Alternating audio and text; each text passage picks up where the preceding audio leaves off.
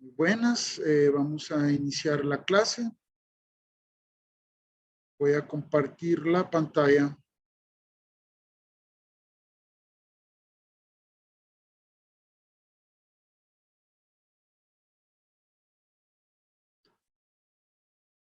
Okay.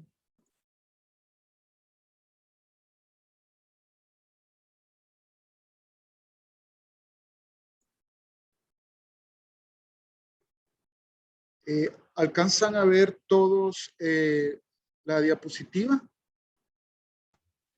Sí. Sí, doctor. Bueno, excelente. Entonces, comencemos.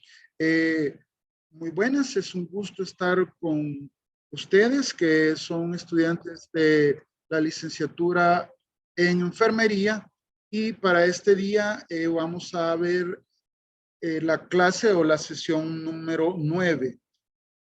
Mi nombre es Roberto Araniva Valladares, soy médico y este es mi correo. Por si hay alguna duda, me pueden escribir a este o si no, me pueden escribir al foro que está en el campus virtual. Hoy vamos a ver la sesión número 9, que son los sentidos especiales 2, lo que es gusto y audición. Gusto y audición. Entonces, sigamos. Recuerden, su libro de texto es la Anatomía o Principios de Anatomía y Fisiología de Tórtora, la 15ª edición o la edición que ustedes tengan, no hay problema. Y también pueden ocupar lo que es Kate Moore, Anatomía, Fundamentos de Anatomía de Kate Moore, que también, o sea, pueden ocupar cualquier edición que ustedes tengan. Ahora, vamos a ver lo que sería el primer imagen, que es una frase para este día de Dalai Lama. Léanla, por favor. Y esta se complementa con la imagen que tengo acá, que dice: cada momento es un inicio refrescante. ¿Qué quiere decir? Que nunca es tarde para comenzar. No hay que dejar las cosas para ayer o para mañana. Lo que hay que hacerse hoy, hay que hacerse. Y entre las cosas que ustedes deben de hacer es estudiar. Bueno, entonces este es mi consejo. Los objetivos para este día, para esta sesión o para esta clase es: 1, describir la anatomía de los receptores gustativos. 2, explicar la fisiología en el proceso de captación del gusto. 3, describir la vía neuronal de transmisión del gusto. 4, describir brevemente la anatomía del oído. 5, explicar los fenómenos secuenciales en el proceso de audición. Y 6, explicar la función del órgano de Corti. Bueno, entonces, comencemos. Comencemos con el primer sentido que vamos a ver, que es el gusto. ¿Y qué podemos decir del gusto? Bueno, primero que es un sentido químico. Sin embargo, se dice que es más simple que el sentido del olfato, porque también el olfato es un sentido químico. Y podemos decir que en el gusto podemos distinguir 5 sabores o 5 gustos, que son los primarios: el agrio, dulce, amargo, salado, y uno que los científicos japoneses han incluido ya en los últimos años, que es el umami. Umami. Bueno, se dice que este es por decirlo así, un gusto delicioso o sabroso, y se cree que proviene de receptores gustativos que son estimulados por el glutamato monosódico. Se dice que es una sustancia naturalmente presente en muchas comidas y que se añade a otras como un potenciador del sabor. Además de los otros gustos que sabemos, como el chocolate, la pimienta, el café, son combinaciones de los 5 gustos primarios, a los que se suman sensaciones olfatorias y sensaciones táctiles que los acompañan. Tenemos que ver, si vamos a ver el gusto, tenemos que ver los receptores gustativos, o mejor dicho, lo que conocemos como botones gustativos o bulbos gustativos. Estos se dicen que se encuentran como 10,000 botones gustativos en un adulto joven y por supuesto se encuentran a nivel de la lengua, aunque también se pueden encontrar también lo que conocemos como el paladar blando, lo que es la faringe y un cartílago de epiglotis que es de la laringe, perdón, que es la epiglotis. Ahí, además de la lengua, también los podemos encontrar ahí. Se dice que estos botones o bulbos gustativos van disminuyendo conforme la edad. Cada botón gustativo es un cuerpo oval, como el que vemos acá, un cuerpo oval constituido por 3 células. ¿Cuáles son? Las células de sostén, las células receptoras del gusto y las células basales. Bueno, las células de sostén rodean alrededor de 50 células receptoras del gusto en cada botón. Y aquí estamos viendo lo que sería un botón gustativo, que es lo que vemos acá a nivel de la lengua. Acá está a mayor aumento. Entonces, en estos botones gustativos encontramos estas células. Ahora, vamos a encontrar en este botón gustativo o bulbo gustativo lo que es el poro gustativo y lo que son unas estructuras que les vamos a llamar cilios gustativos, que son unas microvellosidades que se encuentran en la superficie externa del poro gustativo. Y acá encontramos los cilios gustativos. Bueno, siguiendo. Las células basales, que son estas que se encuentran acá, por decirlo así, son células madres situadas en la periferia del botón gustativo, cerca de la capa del tejido conectivo. Acá está, tejido conectivo, que producen células de sostén.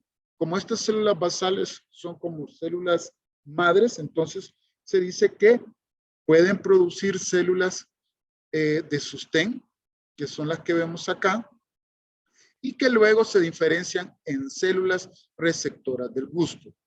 Cada una de las cuales tiene una vida aproximadamente de 10 días.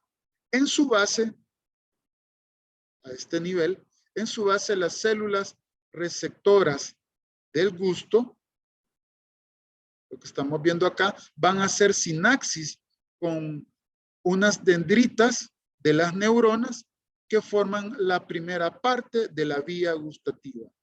Entonces, como vemos, acá tenemos la lengua, acá están los botones o bulbos gustativos, acá las vemos a mayor aumento con los tipos de células que podemos encontrar, su poro gustativo y unas microvellosidades que les vamos a llamar cilios gustativos. Ahora, estos botones gustativos, por decirlo así, los vamos a encontrar en la superficie dorsal de la lengua.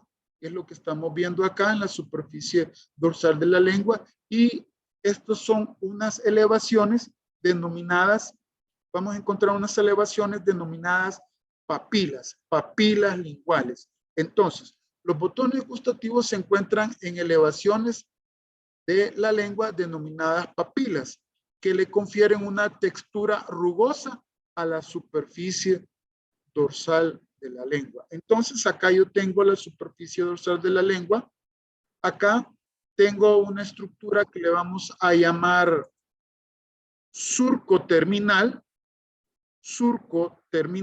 que nos está dividiendo la lengua en los 2 tercios anteriores y el 1 tercio posterior.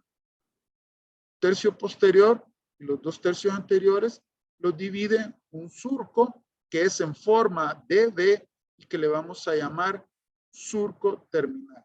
Bueno, entonces los botones gustativos están contenidos en 3 tipos de papilas. ¿Cuáles son estas? Las circunvaladas o caliciformes, las fungiformes y las papilas foliadas.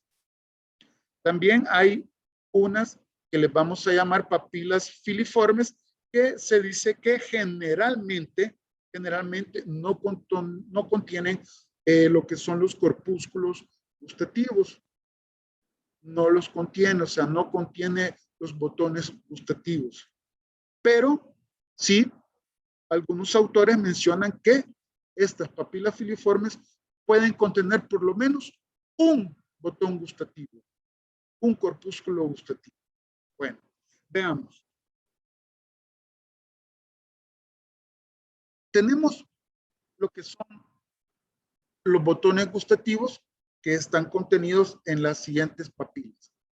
Hay alrededor de 12 papilas circunvaladas o caliciformes que se dice que se van a encontrar en la base de la lengua. Acá están las papilas circunvaladas o caliciformes que se encuentran a nivel de la base de la lengua. Y se dice que están a nivel de una B abierta, que es lo que le vamos a llamar el surco terminal, hacia adelante. Entonces, estas papilas circunvaladas o caliciformes son muy grandes, se disponen en la base de la lengua como una B abierta hacia adelante, lo que nos conocemos como surco terminal. Cada una de estas papilas aloja entre 100 a 300 corpúsculos gustativos o botones gustativos. Ahora, las papilas fungiformes, que son estas que tenemos acá, son elevaciones con forma de hongo, por eso se llama fungiforme, y que se distribuyen en toda la superficie de la lengua y contienen alrededor de 5 corpúsculos gustativos cada uno.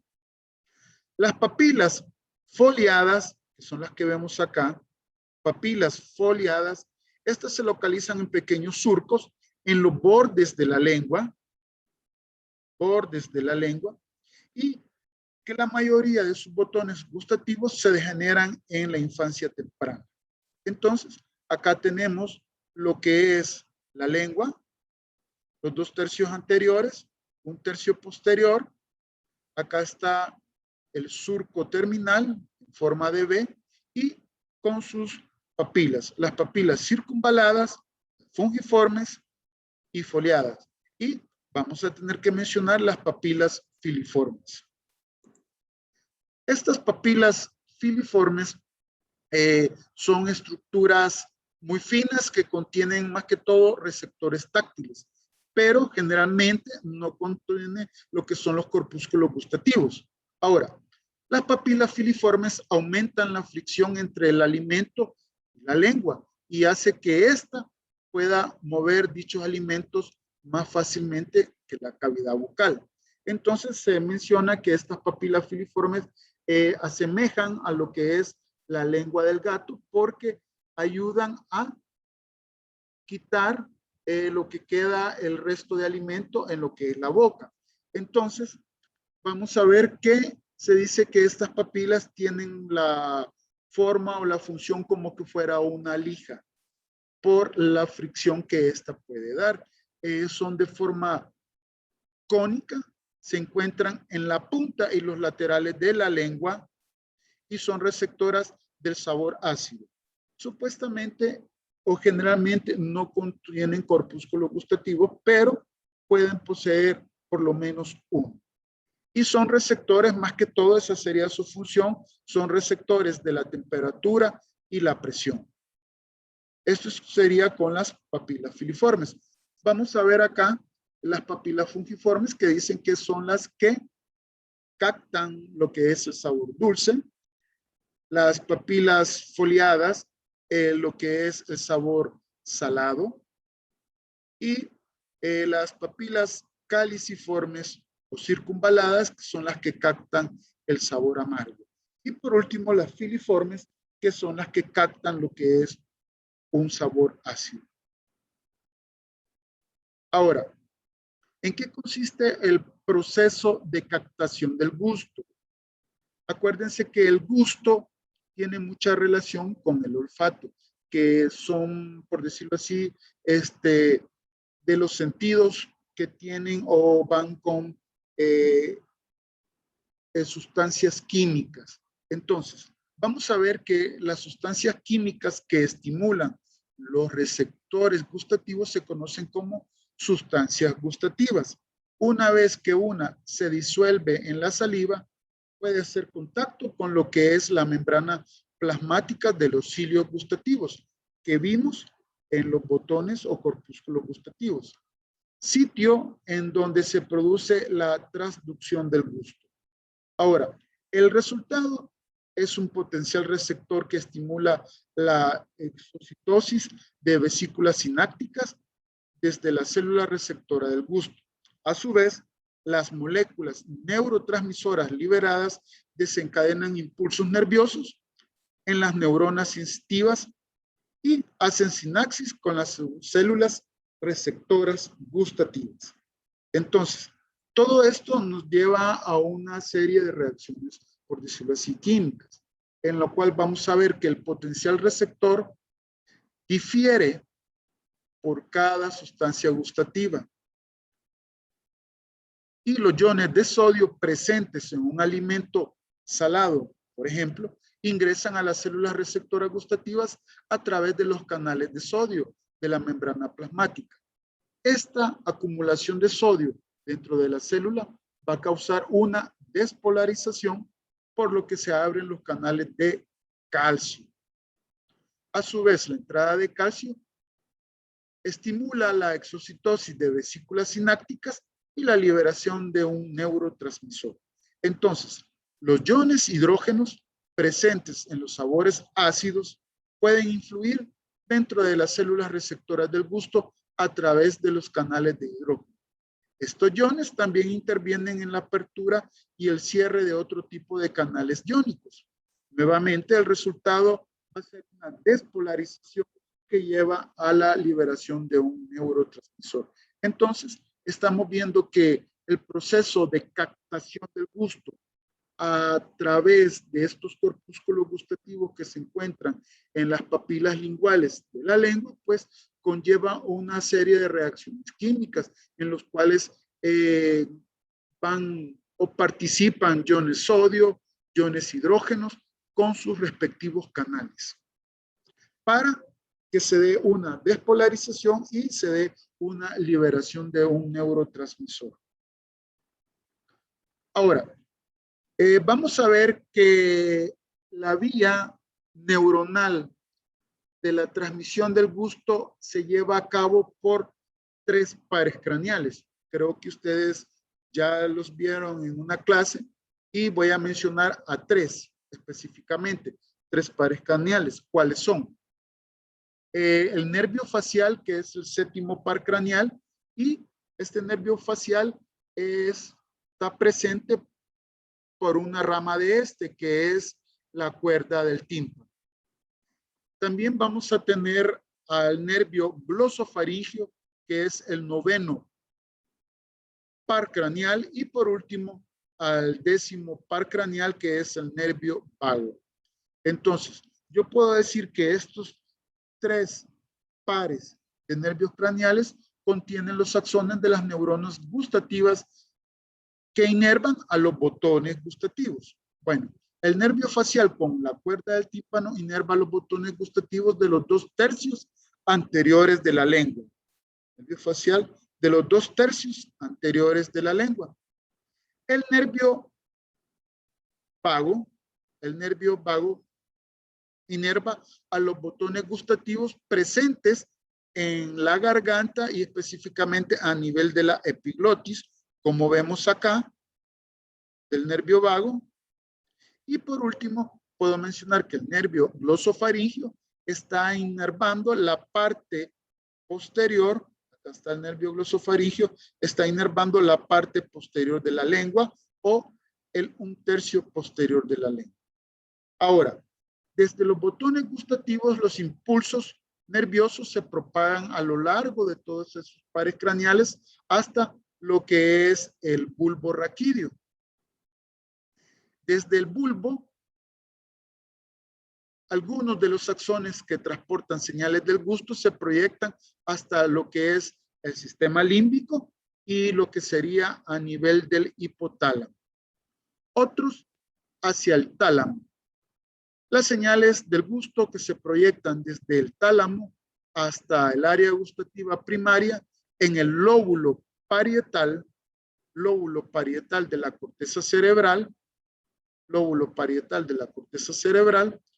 posibilitan o hacen posible la percepción consciente del gusto. Entonces, esto es la vía neuronal de la transmisión del gusto gracias a los tres pares craneales, el nervio facial, glosofaringio y el nervio vago. Acá es una imagen donde estamos viendo lo que acabamos de mencionar, en el cual están para la captación o la transmisión del gusto, pues participa lo que es el nervio vago a nivel de la garganta, específicamente a nivel de la epiglotis, un cartílago de la laringe, el nervio glosofaringio a nivel de la parte posterior de la lengua, o un tercio posterior de la lengua, y el nervio facial con su rama de la cuerda del tímpano a nivel de los 2/3 anteriores de la lengua.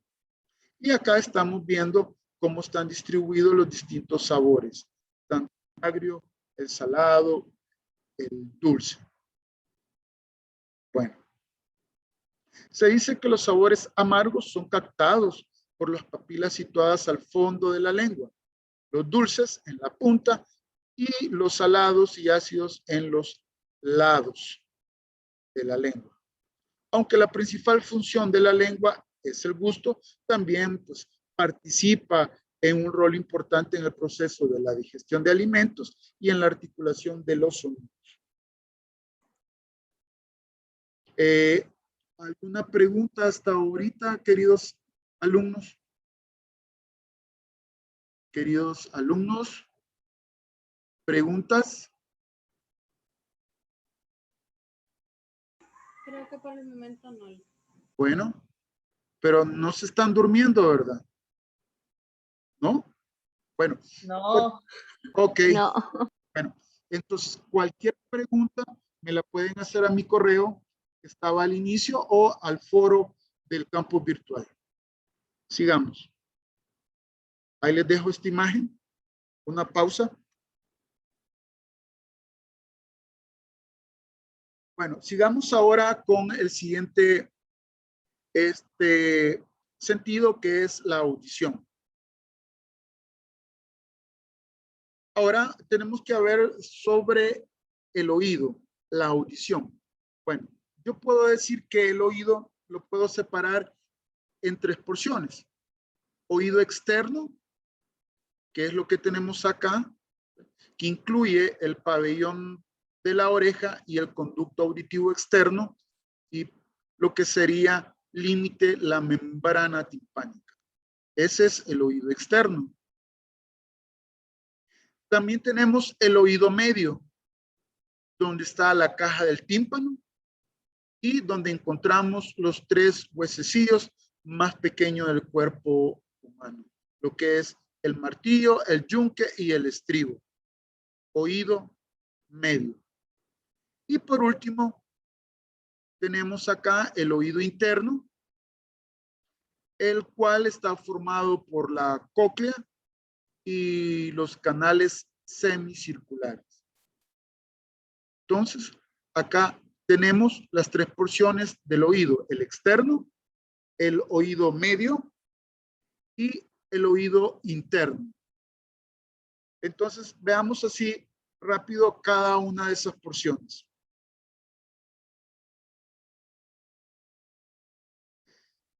Como dije anteriormente, el oído externo está compuesto por lo que es el pabellón auricular, o lo que conocemos como la oreja, el meato acústico externo o conducto auditivo externo y la membrana timpánica. El oído medio está constituido por los huesecillos del oído, martillo, yunque, estribo, También ahí vamos a encontrar junto a esos huesecillos a los músculos estapedio y el tresor del tímpano. Y vamos a encontrar, como es el oído medio donde está la caja timpánica, una abertura que conduce hacia la trompa auditiva o trompa de Eustaquio, también conocida como trompa faringotimpánica. Encontramos también la cuerda del tímpano, que como ya hablamos en el gusto, es una rama del séptimo par craneal, del facial. Y por último encontramos a nivel del oído medio un plexo nervioso timpánico. En el oído interno es donde encontramos el aparato vestíbulo coclear y encontramos lo que es el laberinto óseo, el laberinto membranoso.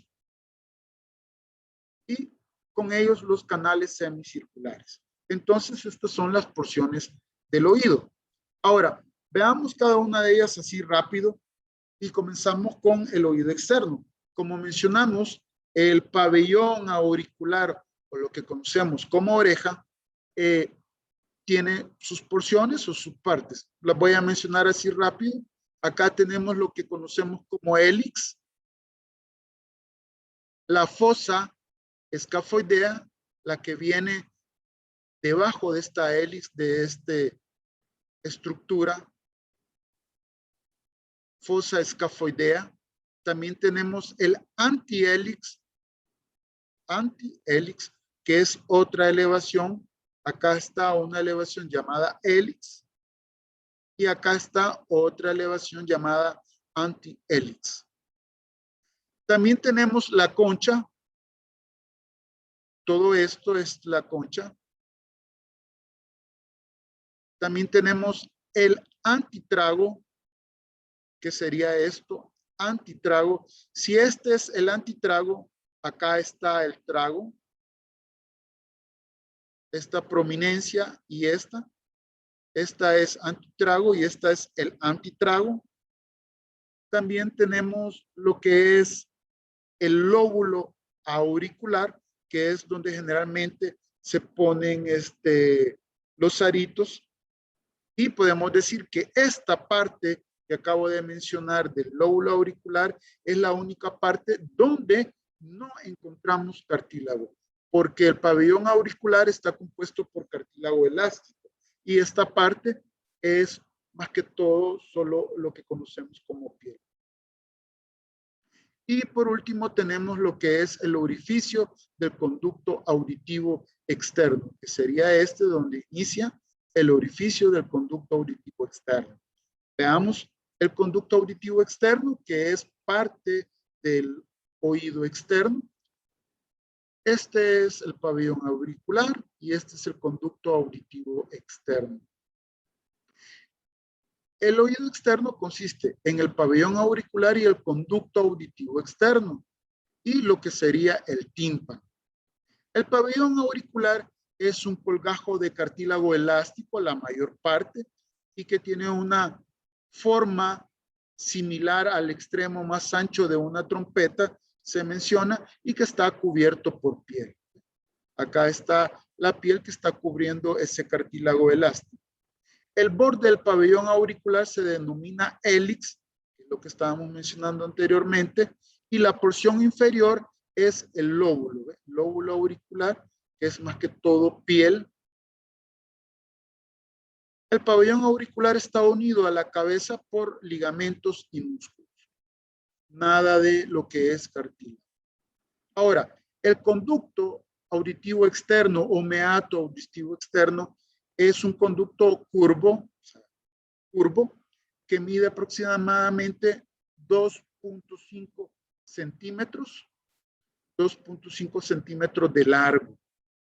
Y este se va a encontrar a nivel de lo que es el hueso temporal, y se extiende desde el pabellón auricular hasta lo que es la membrana timpánica. Ahora veamos la membrana timpánica. ¿Cómo se miraría si ocupamos un otoscopio?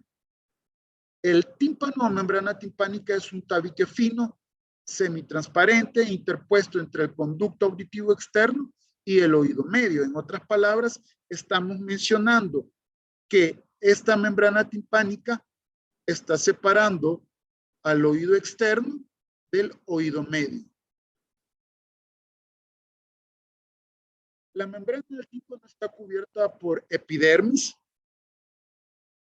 y revestida por un epitelio plano simple.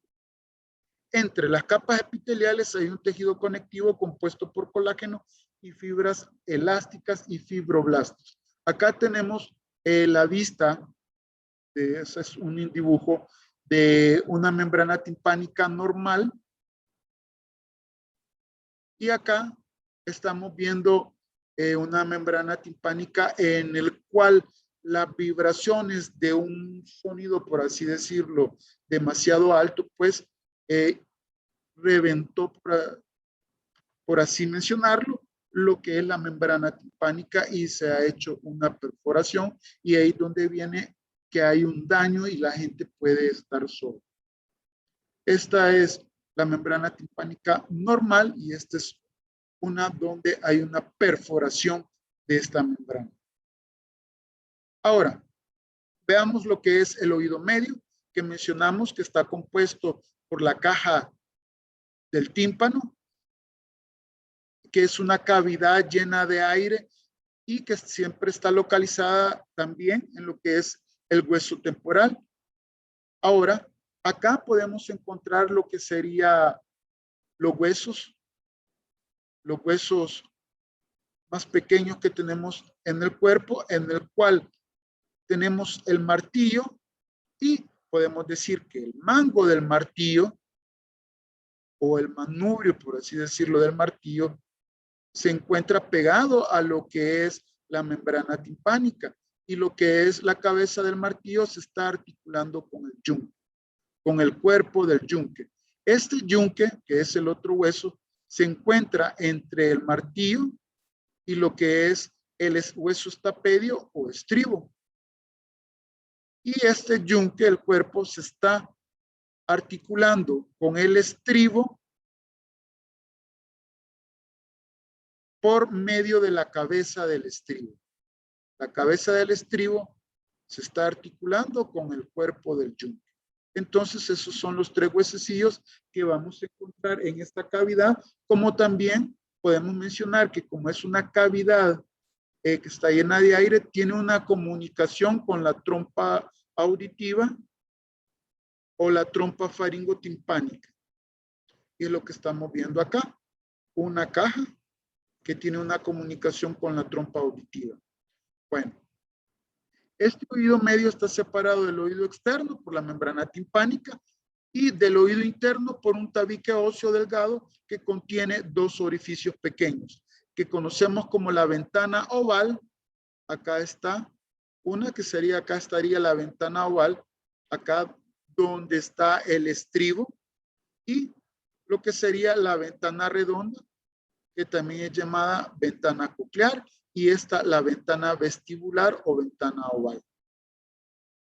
Y acá, estos serían, por decirlo aquí, los límites para iniciar con el siguiente porción del oído, que sería el oído interno.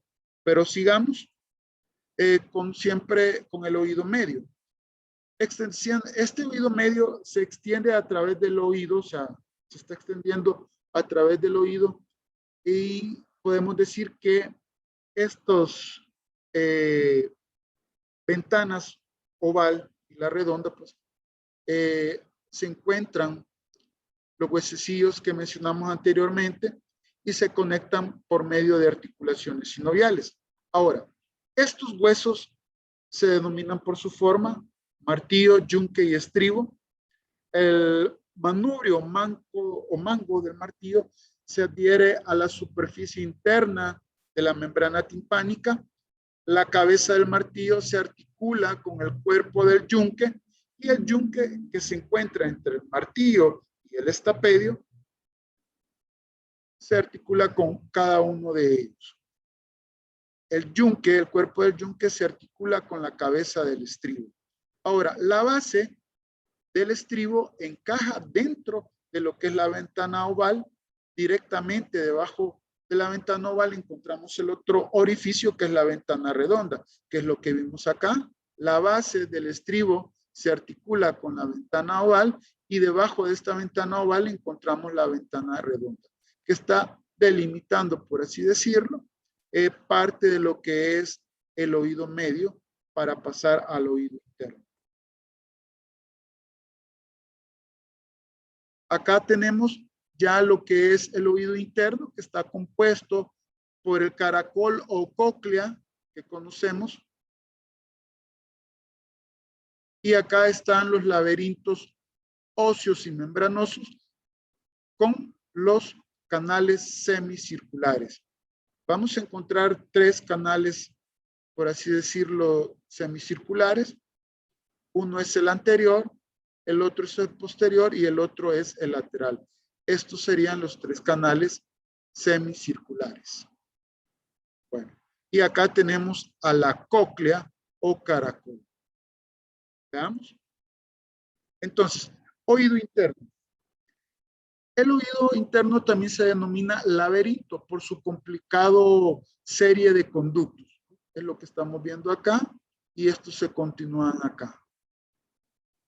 Estructuralmente consiste en 2 divisiones principales. Un laberinto óseo externo que envuelve a un laberinto membranoso interno. El laberinto óseo está constituido por cavidades siempre a nivel del hueso temporal y están divididas en 3 áreas. Veamos cuáles son. La primera área que vamos a mencionar será lo de los conductos semicirculares. Que tenemos acá sería uno, que es el anterior.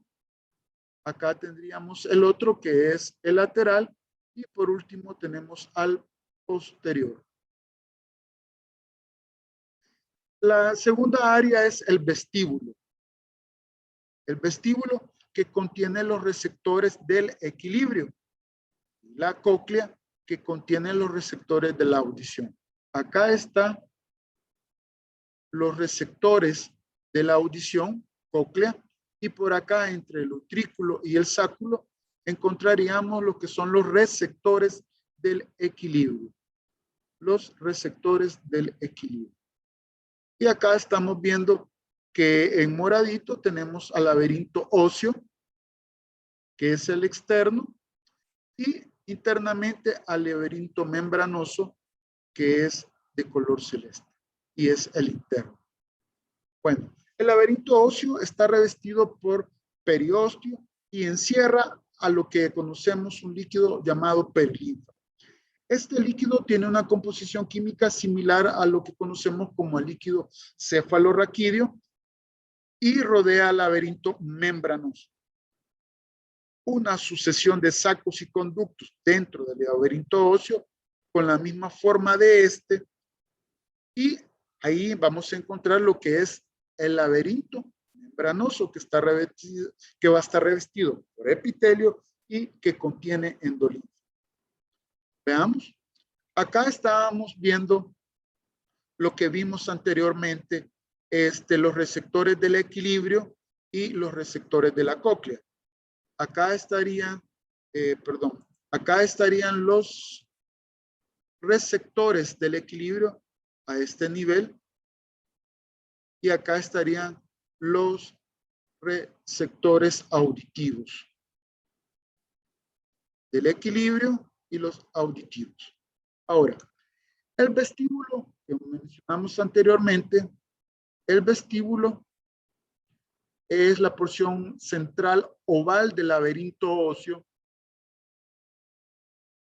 y en el laberinto membranoso el vestíbulo consta de 2 estructuras que le vamos a llamar utrículo y sáculo, que son 2 sacos y que están conectados por medio de un conducto. Ahora, desde el vestíbulo se proyecta en dirección superior y posterior 3 conductos semicirculares óseos. El anterior, el posterior y este horizontal que es el lateral. Cada uno de ellos está dispuesto en ángulo recto con respecto a los otros 2. De acuerdo con su posición se denominan anterior, superior. También se le denomina el externo o posterior, sería este. Externo o posterior, y horizontal o lateral. Horizontal o lateral. Los conductos semicirculares anterior y posterior están orientados. Anterior y posterior están orientados verticalmente y el lateral es horizontal.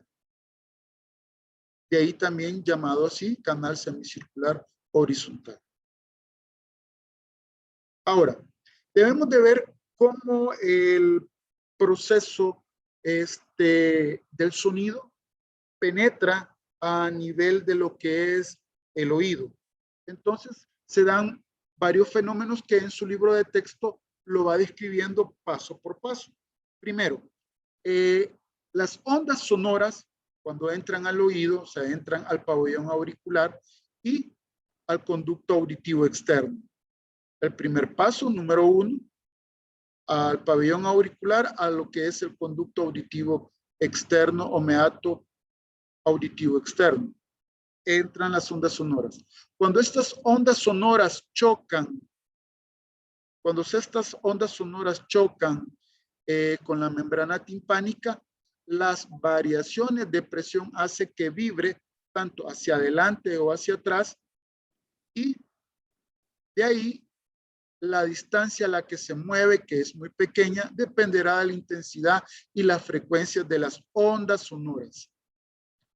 La membrana timpánica vibra lentamente en respuesta a los sonidos de baja frecuencia, tono bajo, y rápidamente en respuesta a los sonidos de alta frecuencia, tono alto. O sea que si el sonido es de baja frecuencia, lo hace lentamente. Si las vibraciones son de baja frecuencia, lo hace lentamente, pero si son de alta frecuencia, pues lo hace rápidamente. Y estas ondas sonoras tendrán que pasar a lo que nosotros conocemos a los huesecillos del oído. Y ya estaríamos a nivel del oído medio. El área central de la membrana timpánica se conecta con el martillo, que también comienza a vibrar, y esta vibración se transmite al yunque y al estribo. Y es lo que estamos viendo acá, ¿ve? La vibración es transmitida del martillo, yunque hasta el estribo. Ahora, el siguiente paso, ya que pasó esa vibración por todos los huesecillos, llega a lo que es a la membrana oval o la ventana oval. Ahí hay una membrana a nivel de esa ventana. Entonces, a medida que el estribo se mueve hacia adelante y hacia atrás, tracciona la membrana oval hacia afuera y hacia adentro. La ventana oval vibra aproximadamente 20 veces más fuerte que la membrana del tímpano, ya que los huesecillos transforman de manera eficiente las pequeñas vibraciones propagadas en una superficie amplia en vibraciones más grandes en una superficie pequeña, que sería a nivel de lo que sería la ventana oval. Ahora, el movimiento que se está realizando a nivel de la ventana oval establece ondas de presión en la perilinfa de la cóclea. Cuando la ventana oval se abomba hacia adentro, moviliza la perilinfa a nivel de la rampa vestibular. Acá está la rampa vestibular, ¿ve? Y se empieza ya a mover, por así decirlo, por la presión que hay, la perilinfa. El movimiento de la ventana oval establece ondas de presión en la perilinfa de la cóclea. Cuando la ventana oval se abomba hacia adentro, moviliza la perilinfa a lo que es la rampa vestibular. Las ondas sonoras de presión transmiten desde la rampa vestibular. ¿Perdón? ¿Alguna pregunta? Si por favor pueden apagar sus micrófonos, o tienen alguna pregunta, estimados alumnos. Preguntas. ¿No hay? Bueno, entonces, como estábamos mencionando, las ondas de presión se transmiten desde la rampa vestibular, que estamos viendo acá, hacia la rampa timpánica. Esta es la rampa timpánica y esta es la rampa vestibular. La vestibular y llega hasta la timpánica. Entonces, las ondas de presión se transmiten desde la rampa vestibular hacia la rampa timpánica y luego hacia lo que sería la ventana redonda, de manera que ésta se comba hacia el interior del oído medio. Y acá estamos viendo lo que sería la membrana, la fosa oval o la membrana redonda, o ventana redonda, o ventana oval. Acá está la oval, también acá está la otra. ¿Ve? Acá se está moviendo todo ese movimiento de perilinfa que llega hasta acá.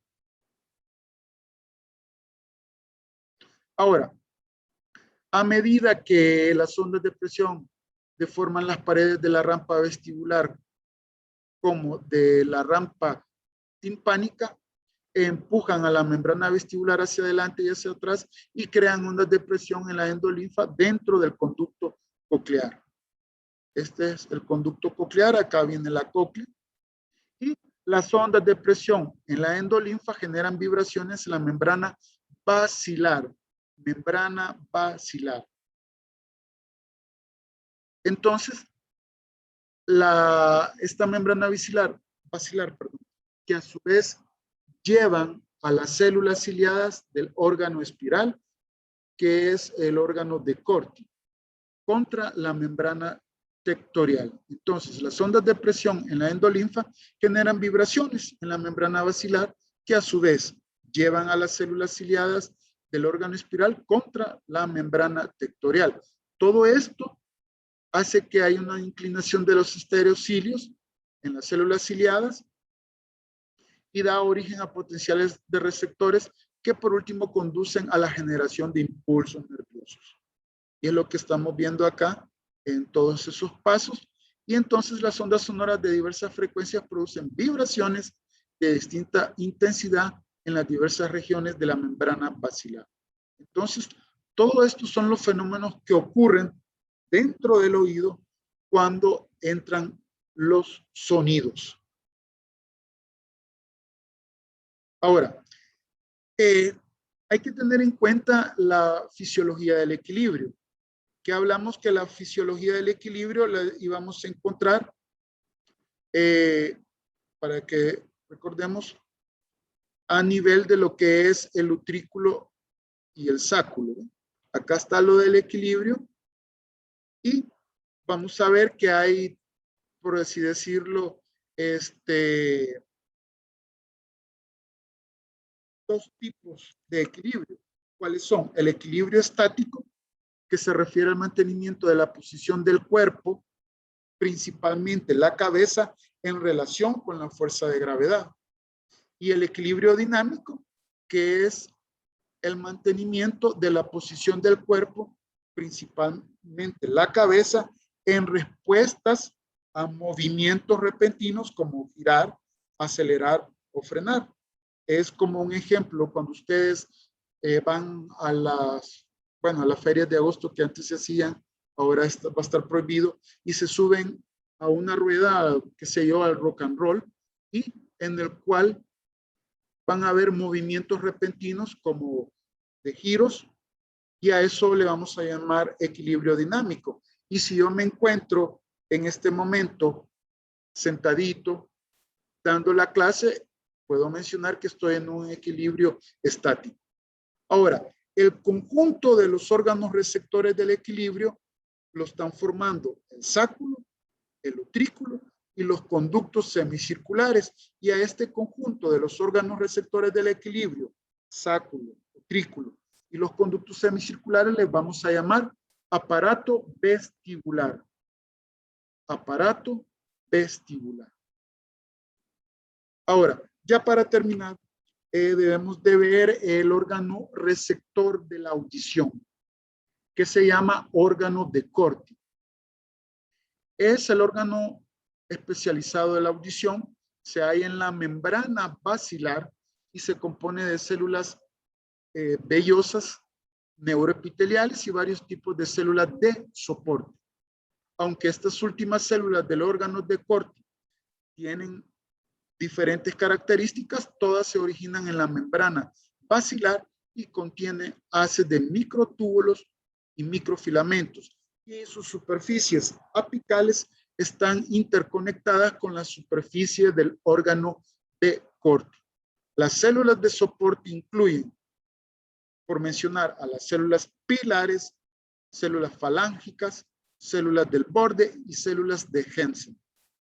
Esto es el órgano de Corti, que es el órgano receptor de la audición. Ahora, vamos a ver que en el órgano de Corti se estimula como respuesta a la deformación del conducto coclear, el fenómeno que estuvimos hablando anteriormente, cómo se transmite ese sonido. Entonces, dice que se estimula como respuesta a la deformación del conducto coclear inducidas por las ondas de presión hidráulicas en la perilinfa que asciende y desciende por las rampas vestibular y timpánica que lo rodean. Acá tenemos lo que sería a mayor aumento. Acá está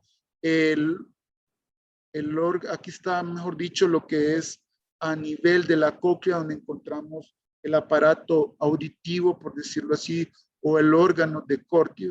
Acá lo vamos a ver a mayor aumento. Encontramos a la membrana basilar y acá vamos a ver todas estas estructuras que cuando se estimula hay una deformación del conducto coclear gracias a las ondas de presión de la perilinfa. Las rampas vestibular y timpánica que la rodea comienzan a vibrar, y es lo que vemos en la siguiente imagen, cómo vibra esa membrana basilar, cómo está vibrando. Cuando este órgano, que es el receptor del sonido, por así decirlo, recibe esas presiones de la perilinfa, por así decirlo, comienza a recibir. Ahora, ¿alguna pregunta con respecto a que hemos hablado, estimados alumnos? ¿Preguntas? ¿No hay preguntas? ¿No? Yo creo que no. Bueno, ya se durmieron. Bueno, acá les doy las gracias. Si tienen alguna pregunta, pues me pueden escribir a mi correo o me pueden escribir al foro que se ha abierto en el campus virtual por alguna duda o consulta, tanto de la primera clase que me dijo el doctor Hurtado que la subiera porque ustedes tienen problema que se mueven de una actividad académica a otra, entonces que fue Sentidos Especiales 1 y esta que es Sentidos Especiales 2. Voy a estar atento de alguna pregunta que salga y me pueden escribir también al correo. Les agradezco mucho y solo les invito a que lean, estudien para que salgan bien en todas sus evaluaciones y sus actividades académicas. Bueno, si no hay dudas o consultas, pues les agradezco y ya nos podemos retirar. Muchas gracias.